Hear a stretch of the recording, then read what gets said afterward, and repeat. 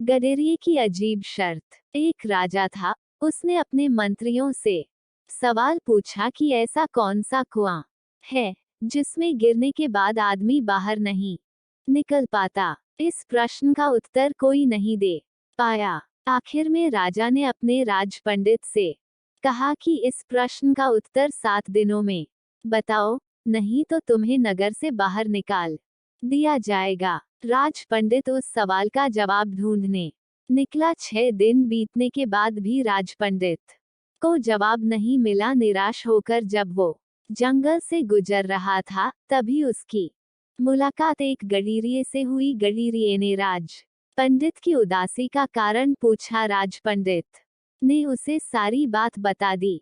गडीरिये ने कहा, मेरे पास पारस पत्थर है, उससे आप कितना भी सोना बना सकते हैं। फिर आपको राजा के पास जाने की जरूरत भी नहीं पड़ेगी, लेकिन इसके पहले आपको मेरा चेला बनना पड़ेगा। पहले तो राज पंडित ने सोचा कि मैं इस मामूली गडीरिये का चेला क्यों बनूं, लेकिन बाद में पारस पत्थर के लालच में राज पंडित ने गडीरिये का चेला बनना स्वीकार कर लिया। इसके बाद गडीरिया बोला, पहले भेड़ का दूध पियो फिर चेले बनो।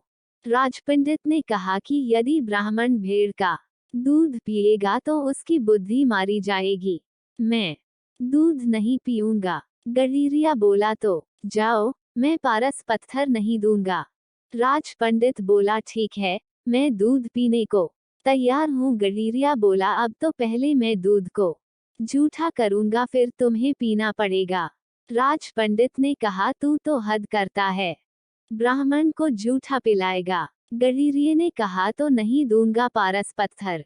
राज पंडित बोला, मैं तैयार हूँ जूठा दूध पीने को। गडीरिया बोला, अब तो सामने जो मरे हुए इंसान की खोपड़ी है, उसमें दूध दूंगा, जूठा करूंगा, कुत्ते से चटवाऊंगा, फिर तुम्हें पिलाऊंगा, तब मिलेगा पारस पत्थर, नहीं तो अपना रास्ता नापो।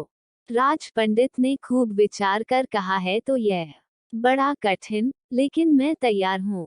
गडीरिया बोला, मिल गया जवाब।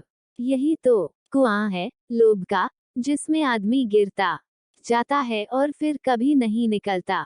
जैसे कि तुम पारस पत्थर को पाने के लिए इस लोभ रूपी कुएं में गिरते चले गए। राज पंडित को राजा के सवाल का जवाब मिल चुका था। सीख, लालच बुरी बला है, ये बात हम बचपन से सुनते आ रहे हैं।